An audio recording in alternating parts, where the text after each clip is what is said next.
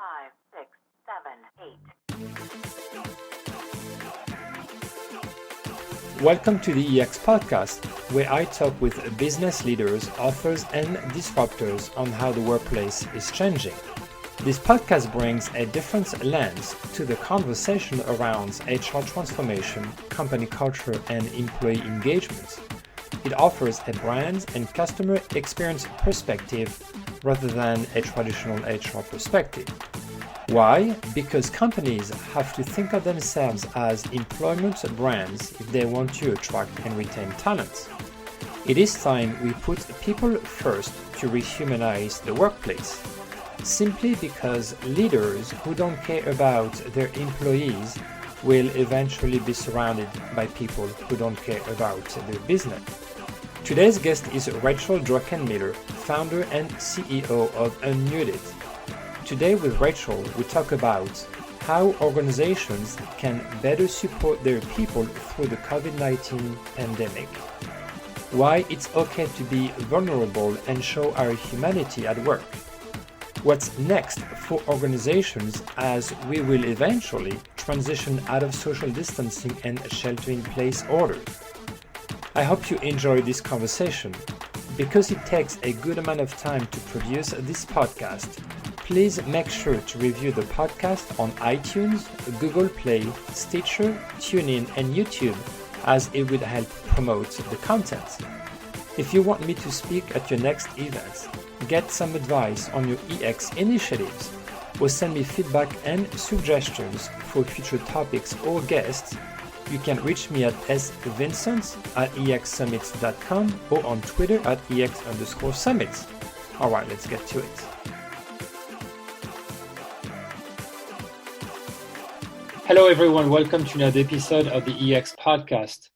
I'm super excited for today's guest. We had Rachel Druckenmiller on the show maybe 2 or 3 years ago. I think it was a bit more than 2 years ago. At that time, we were still with SIG. Since then, a lot of things happened in the world and in your own life, professionally and personally. So for those who got to know you when we did our first episodes, and for those actually who don't know anything about you, can you tell us what you do, where you are, what's been your journey? Mm-hmm. Yeah. So I think when we talked last time, it was about, worksite wellness kind of doesn't work, or kind of a new way of reframing that, which I loved. That was a great conversation. I'd encourage everyone to go back and listen to that. And, since then I have gone out on my own to, focus on really helping organizations and their people, ignite connection and inspire some degree of growth and development and learning so that they can thrive at work and at home. And it's been an interesting, transition to have all this happen in the midst of a global pandemic. Yeah.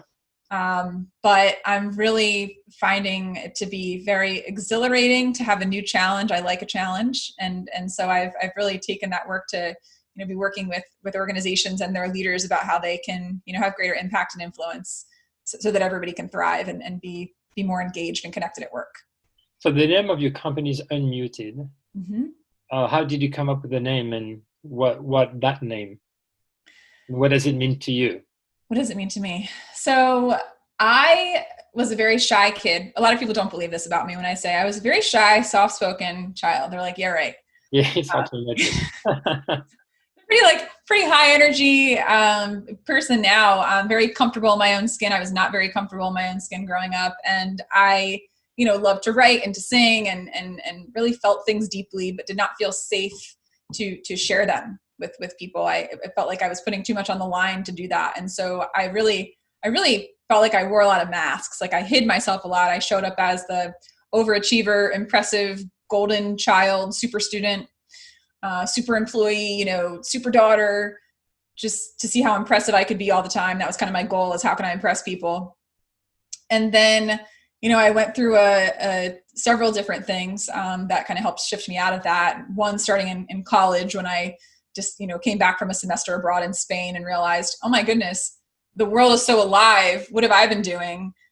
And, started singing in the gospel choir and, had tried out and finally let myself sing publicly and didn't totally freak out doing that.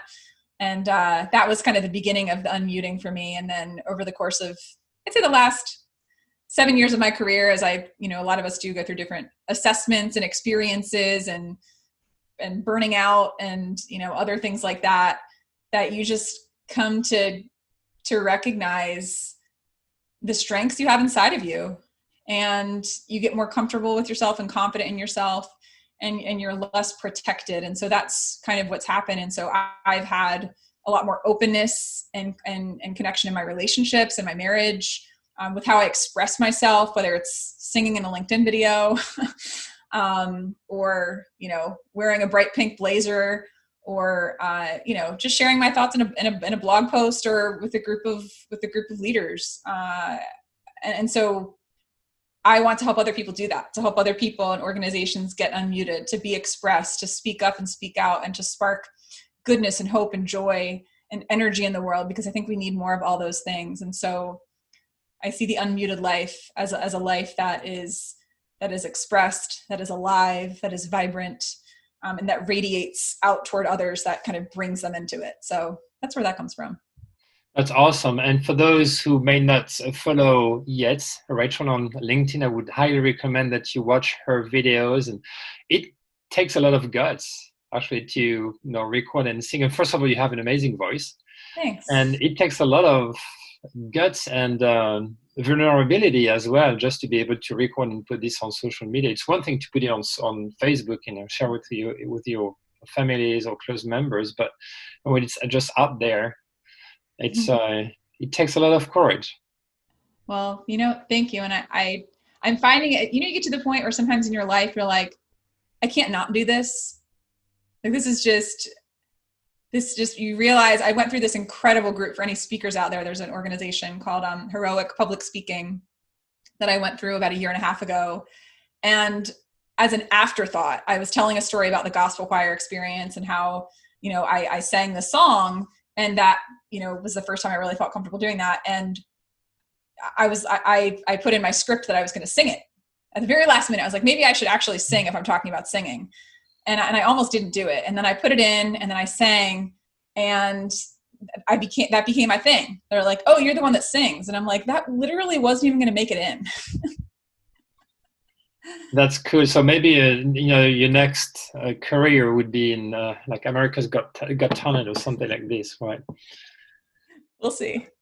So, as we mentioned, a lot has happened since we spoke. So you're working with organizations and leaders, mm-hmm. and employees as well, helping them find resilience and find a higher sense of purpose and well-being in what they do.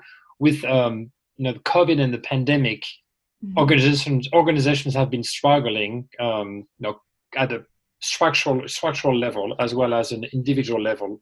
Yeah. To be able to cope with everything that revolves around it, whether it's stress, anxiety, not knowing exactly what we're going to do, tough decisions to make.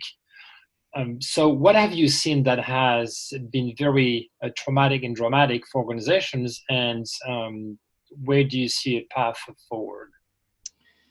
I think whenever there's as much of a jolt as what happened, with COVID, organizations realize very quickly, or the ones that are going to make it, and the ones that are going to make it with good people, uh-huh. begin to realize very quickly, we cannot continue business as usual. Like that's just not an option.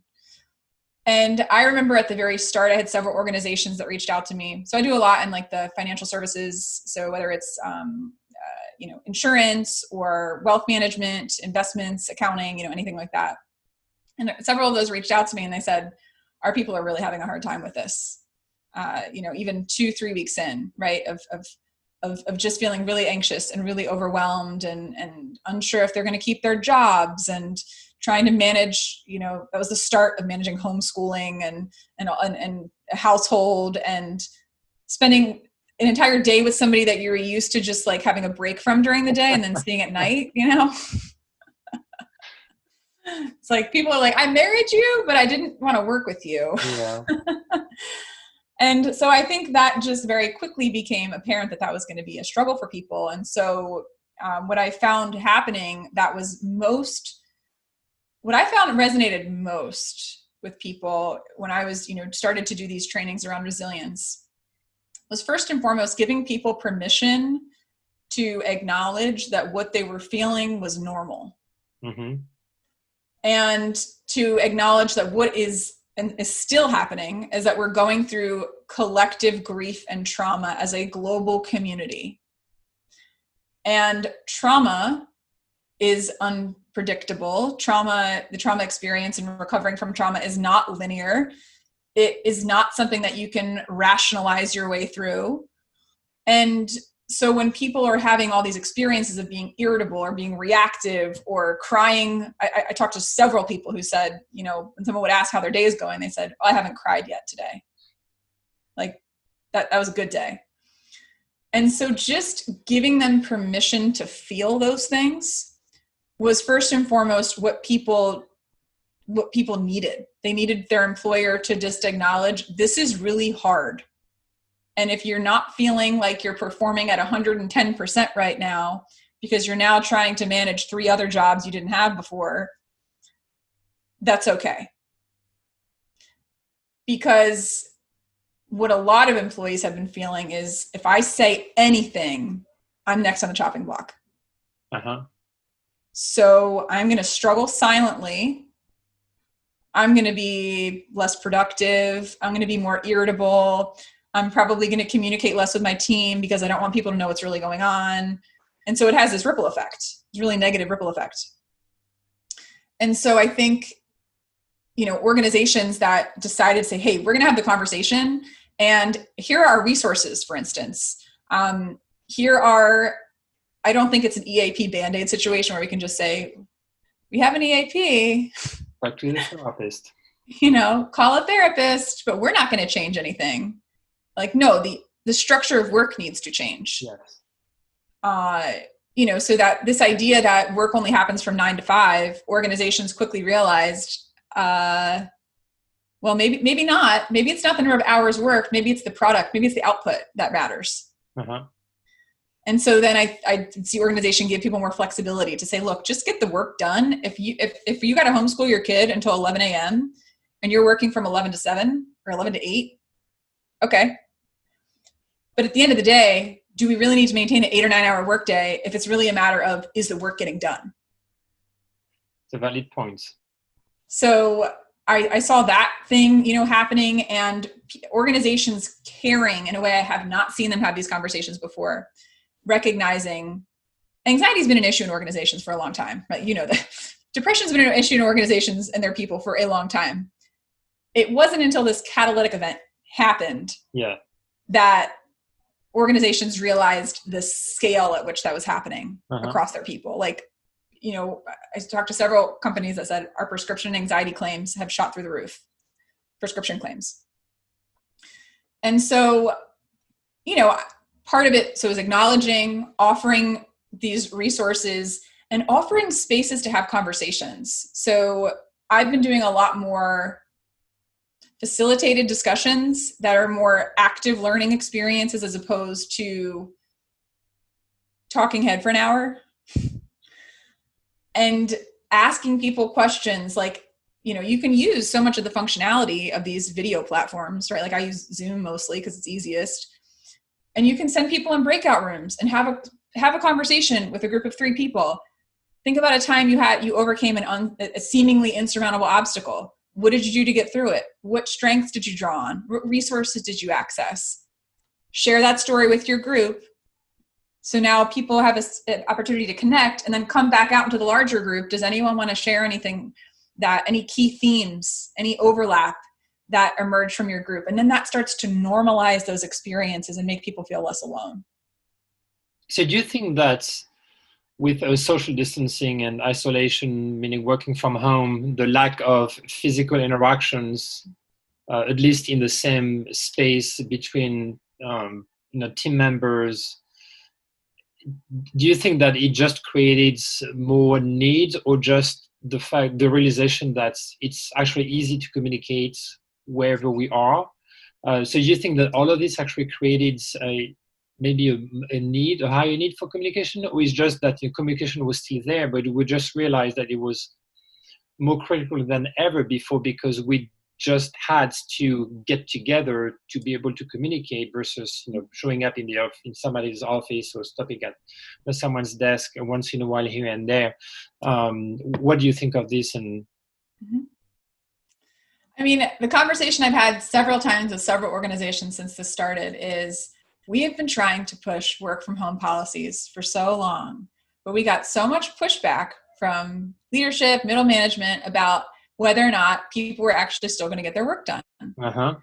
And they said, now the issue is we're trying to figure out how we can get people to not like burn themselves out, because now that they have access all the time, the temptation is, well, since I don't have to go anywhere and I can just log onto my computer any time of the day, I'm now logged on for 14 hours a day when before I was working 9. Yeah. So one of the things that actually I was talking to one organization a couple of weeks ago, and they said they've been doing their engagement surveys with their people. And they said, we've never had higher scores on our engagement surveys since COVID started, and people have been working remotely.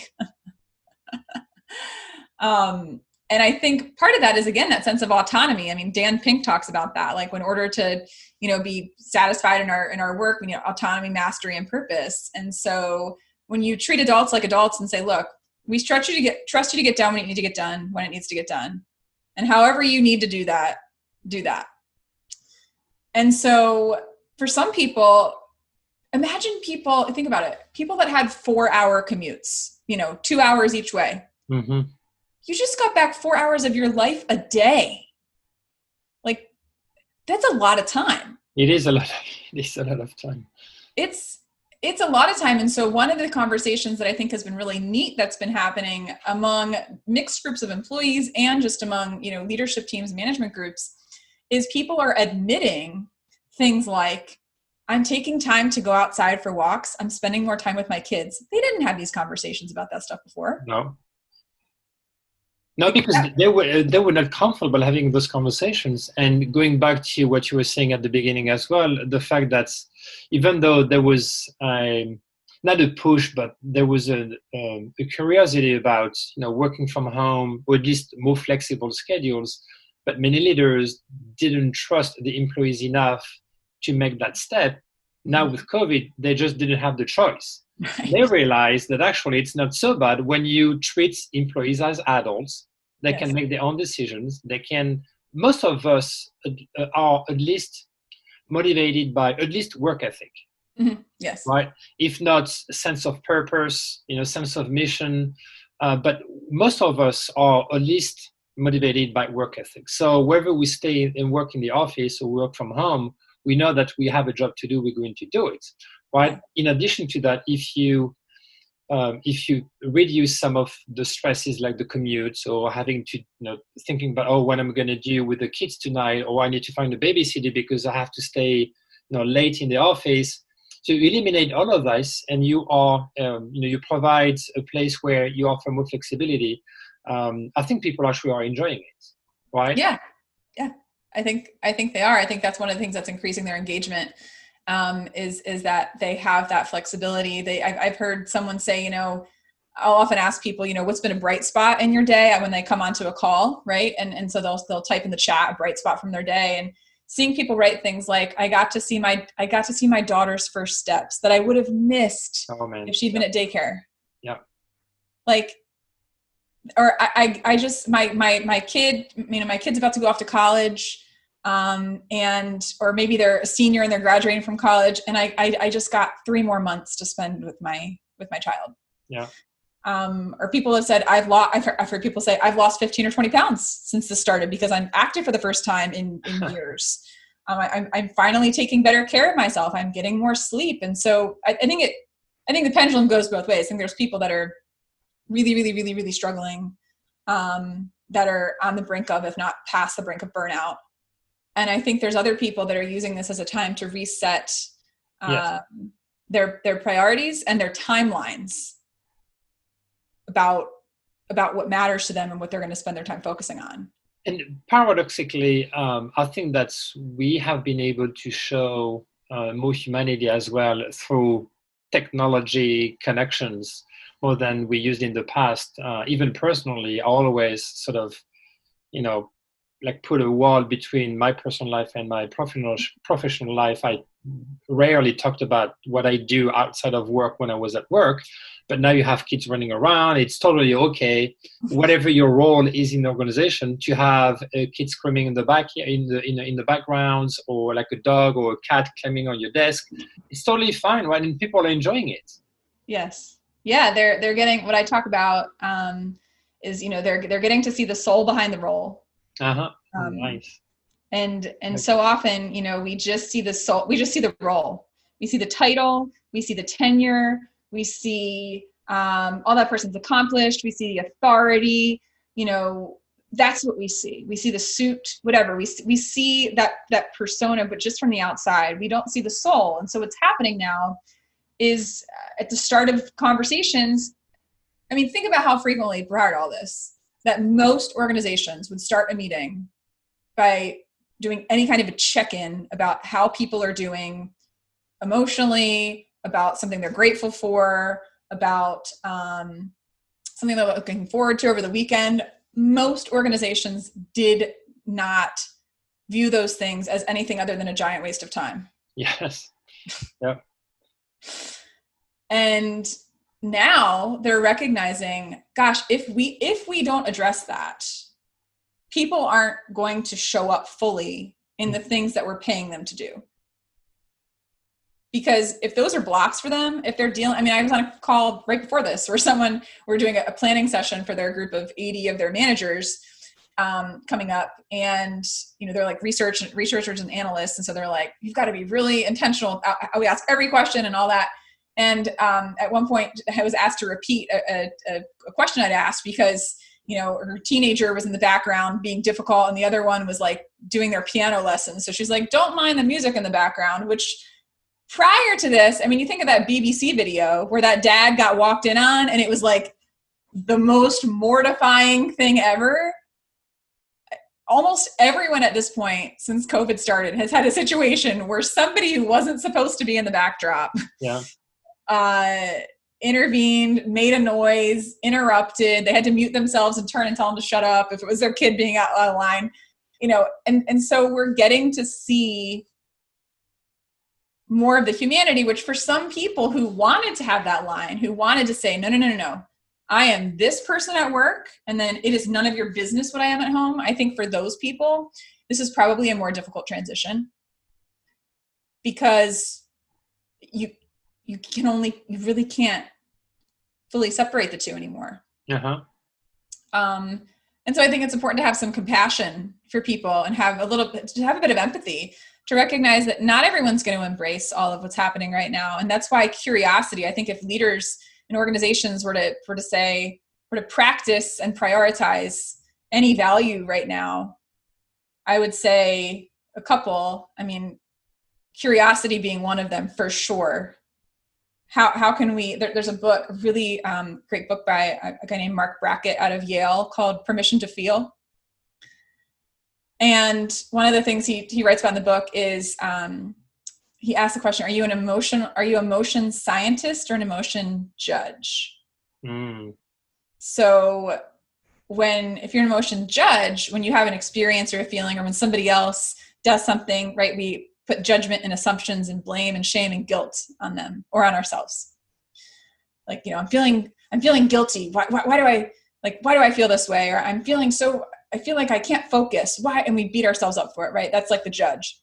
And then you have the emotion scientist saying, the scientist looks at something and says, okay, I'm curious about this. Mm-hmm. I don't know why this is, but I'm going to ask questions, and I'm going to do some little tests, and I'm going to see if those tests work, but I don't have a preconceived notion of whether or not they're going to. It's a hypothesis, So we think about what we learned in whatever 9th grade science or something about the scientific method. And it's like, what if we were to apply that to business and to say, and to some of the challenges we're having? What if we were to ask people questions like, what's a new way? What's something, first of all, that you're doing that's working? What's something new that you've tried that you want to carry forward? And, what's something you think, we can do differently, we can do more of? What's something we haven't even thought of yet that might be interesting to try? And to leverage, I think now the coolest thing about now with virtual environment is you have the ability to capture and leverage and amplify the voices of people who otherwise were hiding in a corner at the desk and no one knew they were there. Yeah. And so now you can bring all those voices together and leverage. That's what I'm having. I did not think I was going to have fun doing this because I like the content that I teach and I like, teaching it. But I know that adults and everyone really learn so much better when they're part of the learning experience. And so to see people collectively co-creating what their vision of the future could look like is very inspiring. And to think about how much innovation, I'm excited to see 2 years from now, the type of innovation that comes out of this period in history. Yeah. In terms of innovation in the way humans engage with each other, innovation in technology, innovation in using virtual environments to foster deep and meaningful connections, which I have been a part of and I have helped facilitate. And that excuse that we have to physically be together in order to experience deep and meaningful connection, like, of course I would love to hug people. And of course there's a certain element of connection that happens when we can make eye contact, which we can only do in person. Or a certain degree of connection that can happen when someone puts their arm on our shoulder just to encourage us that we're okay. We miss those things. It's natural to miss those things. Those are natural human needs to have that physical touch, right? And there's a lot that we can do to amplify voices, to foster connection, to create psychological safety, to stir up creativity in using the technology that we have. I'm very curious to see what's going to happen in a lot of people, actually, I would say the fortunate ones who were able to still continue to work remotely or working from home. All of them have had a taste of what it's like to work from home. So whether or not they liked it or they hated it, for some, it was actually very difficult. Right? They were more productive being at home, separated from everything that is going on in their personal lives, at least for the few hours they spend in the office. And others found that flexibility in working from home actually is more fulfilling. So either way, there's no really going back to normal. It's going to be different no matter what. What I'm very curious is to see how organizations are going to continue to seek employees' feedback on what should be better, not just for the organization itself or what the CEO thinks we should be doing, but really what is the best for the individuals first. And ultimately, it's going to translate into a more positive work environment and more, productivity, innovation, this type of things. But I'm very curious to see if leaders are going to continue to seek people's inputs when they bring those people back to the office. Yeah, that's a good point, because I could see that going a couple different ways. I mean, again, if it's like too difficult to physically pull people together into a meeting again, how are we going to do that? But I'm anticipating that the technology is going to transform so rapidly within the next 12 to 18 months that organizations that are going to come out ahead, that are going to make a ton of money, are going to figure out how to more effectively navigate the mixed environment of some virtual, some in an office. There are already some things I've seen, right? Like some, virtual reality type things where you're having people sit around a conference table, you're simulating something like that. Even in conferences, right? Because who the heck knows when groups of 500 people are going to come together in Vegas again, right? Like, I don't know. As a speaker, I'm sort of not betting on that anytime soon, which is why I'm getting really comfortable at trying to master as much as I can of this virtual, setup. But there's going to be technology that's going to be coming out because, think about, I was reading something recently about, Apple, when they typically bring together people for their events, I think, for like their releases of new products and stuff, I think they said they typically would have, I might've misread the number, something like, 1,600 people or something like that come. But the number of people that you can now draw in who couldn't travel physically, like the reach you can have. So you think of conferences and events that otherwise all right, we have a limit of 500 people because that's what the hotel ballroom can accommodate and that's what our room block will hold. But there's 10,000 people that want to be part of this event. Yeah. Well, now you can let all 10,000 people be part of this event because you don't have the limitation of space, physical space. So we were talking about innovation, and some industries will have to rethink, what the future of that industry is going to look like. Hospitality obviously has been, very dramatically hit by COVID and the restrictions around travel and gatherings and so forth. But at the same time, COVID is going to continue at least for a few months, if not, a few years. We'll see how it goes.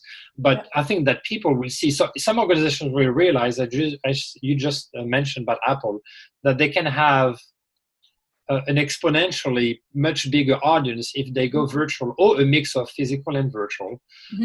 Others would just go completely virtual. Others will still prefer like in-person, meetings and conferences and situations. But anyhow, like those industries are going to have to evolve no matter what, just to at least make it profitable, knowing that there will be lesser activity for in-person gatherings no matter what, right? So altogether, it's I would think the most adaptable companies on all fronts will be the winners. But at the same time, it is how can you prepare organizations just to have those difficult conversations, whether it's at the leadership level, even between leadership and the employees themselves. It is like, if we want to be sustainable, if we want to even stay in business, we have to reinvent ourselves. It's not just up to us leaders to think about it, but we want to get your input and your your recommendations, your ideas, as you are contributors, collaborators, employees, etc. Yes. And I think so much of this is asking the right questions. So often there's this the story that I've heard from one of my mentors named John Berghoff, and one of the things that she was a story about British Airways and how they British Airways went to this consultant and said, we need help figuring out how we can fix our lost baggage issue. So help us fix our lost baggage problem. That's a problem, right? Fix the problem. Which is how most of us face in organizations, right? What's the problem? How do I fix it? Who's to blame? Who screwed it up? Not a very effective way of generating positive engagement, let's say. It's not. And instead, so the consultant was faced with that, and the consultant said, well, what if instead of trying to fix your baggage problem, we talked about how we could optimize the arrival experience? Yeah. Much bigger scale. It's a possibility question. When you ask possibility questions, they're much more generative in terms of the types of responses and ideas that you get out of that, because now you have opened the lens to be so much wider. Instead of saying, how do we fix this little issue? Well, this little issue is happening in the context of a bigger framework. And if we're not acknowledging the bigger framework that little issue sits in, we might temporarily fix the problem. But because you never address the system, right? So this is really like systems work, right? We never address the system that the problem sits in. The problem is going to come back at some point or manifest itself in some other way. And so I would encourage organizations to really be thinking about, not how do we fix these, it's constantly putting out fires, to really focus not just how do I put out all the fires that are happening right now. And in some cases that may need to happen in a moment. You may need to put out a fire, and that's part of the day. Okay. But have that not be the predominant way that we're addressing what's going on right now. And perhaps instead say, ask a, more like design thinking type question. How might we be creative and innovative right now? How might we try something totally outside the box that we would have never even imagined we could do before, in order to, take our skills and talents and our mission and move it forward in a new way. And when you give those kind of questions to people, because they're possibility questions, there's no expected answer. And when there's no expected answer, and everyone has permission to kind of essentially make it a little bit of a free-for-all, people come up with just incredible ingenuity. And so I think one of the most effective things organizations can be doing right now is having conversations like that with their people. Yeah. And to not just ask the same people that you asked before all this happened, to really be drawing in, even asking the people within the organization that don't have a formal leadership title, bringing them into the conversation, finding people that others naturally follow. All right, that person has influence. Why don't we bring that person in? If they have that many people that are kind of following them and looking up to them, they probably have something to say. How can we have more of those conversations? Even bringing some of the naysayers, my goodness, bring the people that are like your staunch opponents into those conversations and have them reframe the negative. So again, how do we fix this problem? Let them air that grievance, give them the space to do that. And then, okay, well, what's the opposite of that? Instead of how we fix the problem, like for instance, an example was given by a woman named Jackie Stavros, who wrote a book called Conversations Worth Having. So I don't know if I said that. Conversations Worth Having is the book. And one of the examples she gives is like a healthcare system. Let's say the problem, right, name it, is low patient satisfaction scores. Okay. What's the opposite of low patient satisfaction scores? High patient satisfaction scores. So instead of saying, how do we make unhappy patients happy, or how do we fix the low patient satisfaction scores? You can say, how do we create an environment where patients feel cared for and valued? Yeah. Right. So much of this is just asking the right questions, using a process that I've learned through a group called Exchange around appreciative inquiry. That's really what this is how do we ask more generative questions that lead us toward what's possible instead of staying stuck in what isn't working. It's a very good point, because talking about what's the workplace of tomorrow is going to look like, that's the type of questions that we need to ask ourselves, right? Mm-hmm. It is, how can we make the workplace a place where people really thrive, really want to give their best and show up and work together collaboratively, versus, okay, so, how many fiberglass walls are we going to have to put in the office? And, are we going to have to bring like 20% back in today and then 50% in the next 6 months? And it's more about, how should we design the workplace of tomorrow? And let's seek our people's inputs and see what is the best for them.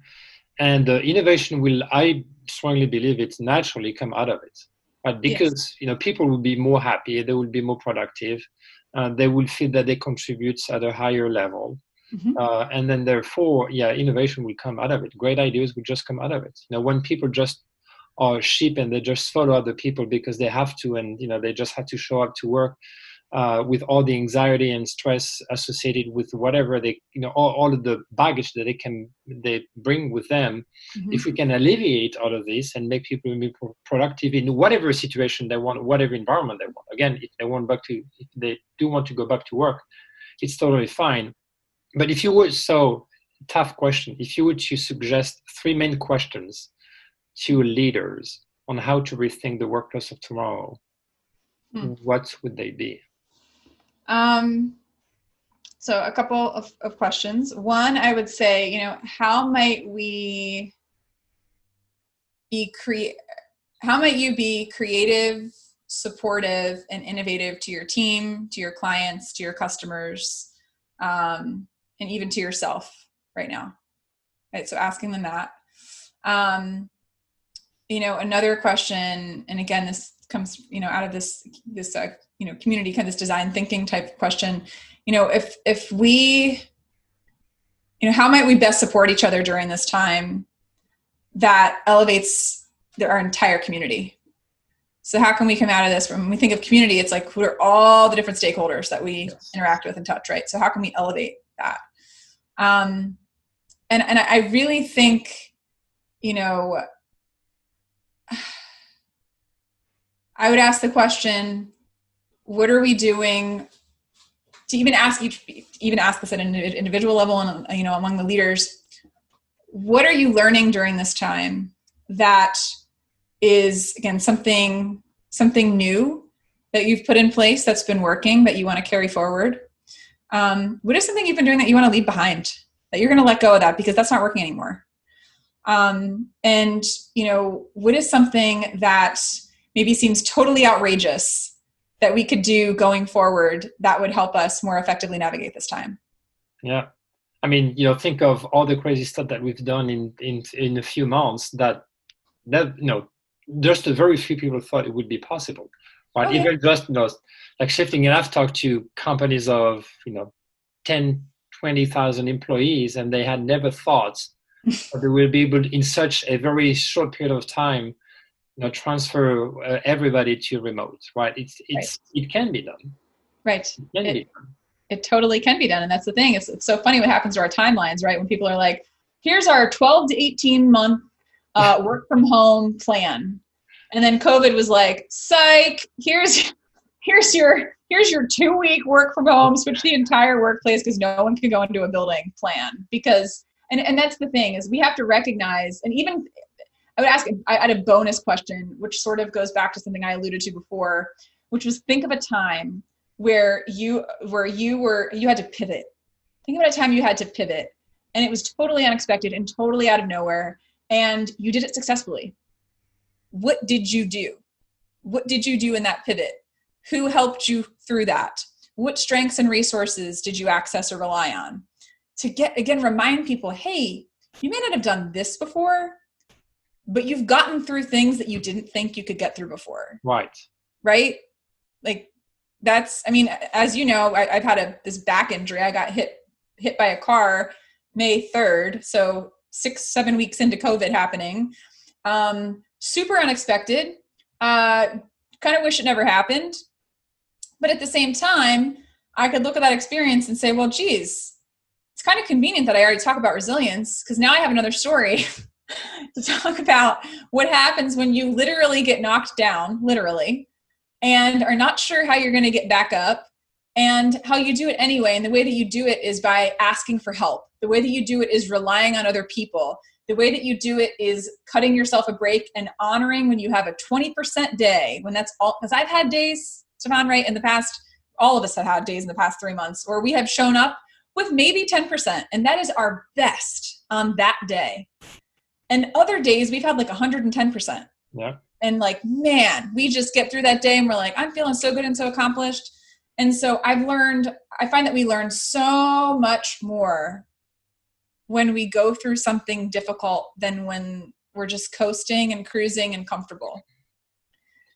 And so I look at this and I'm like, again, just from this recovery perspective, thinking to myself, all right, I've already been using this in talks I've been giving, and in conversations about, hey, you know what we focus on expands. I can focus on how frustrated I am that I'm in back brace. I can focus on how mad I am that driver turned and they weren't supposed to.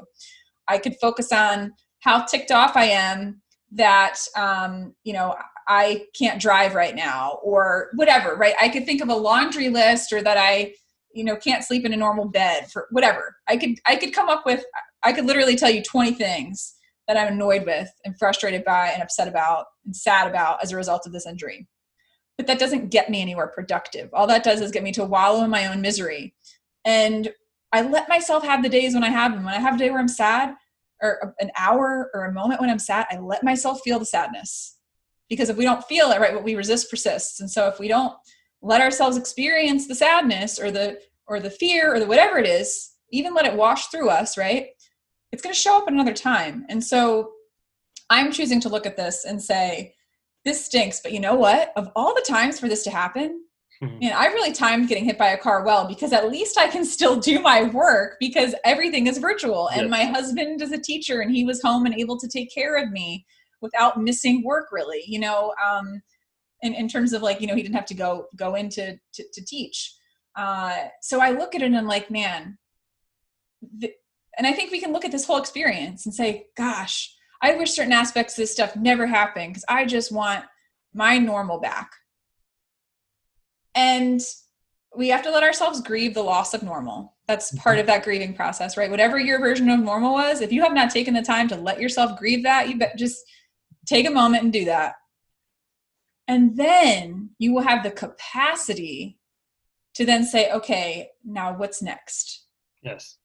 Like, now what? Okay, yes, that happened. Yes, I'm sad or upset or fill in the blank, disappointed, whatever it is about that. And I'm going to make the choice to move forward anyway. And I'm going to make the choice to focus on So we focus on expands. I'm going to focus on what is good and how I can draw out more of that and how I can bring that forward.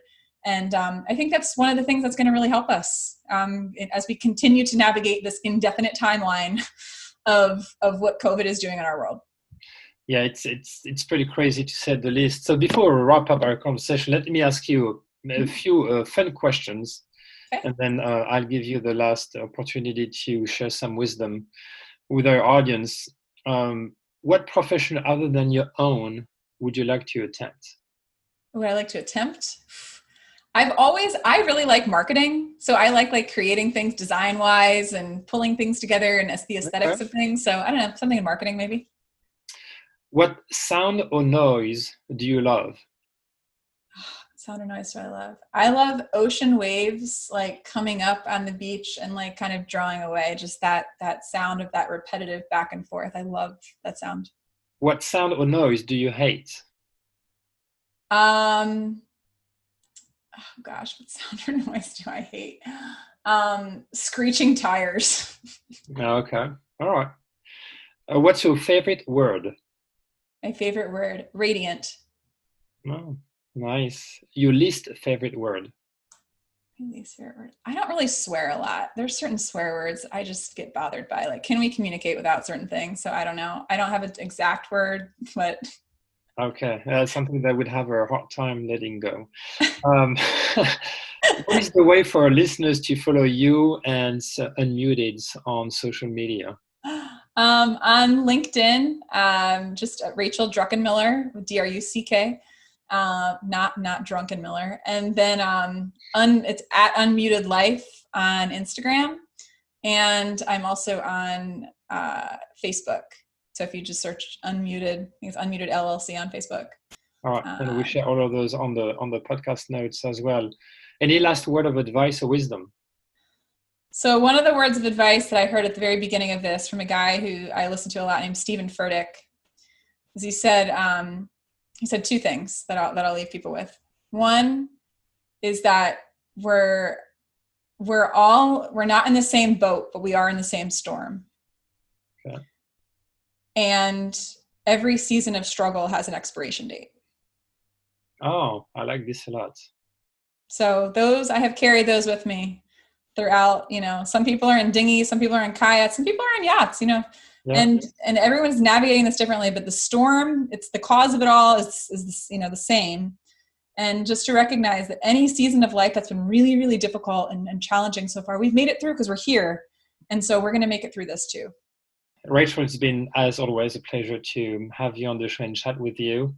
Thanks for having me. Thanks for tuning in to the EX Podcast. If you want to learn more, visit our website at expodcast.com. If you want to find out more about our next conferences, go to exsummit.com. Finally, you can also find my manifesto on business to employee or B2E branding at b2ebranding.co. See you next week.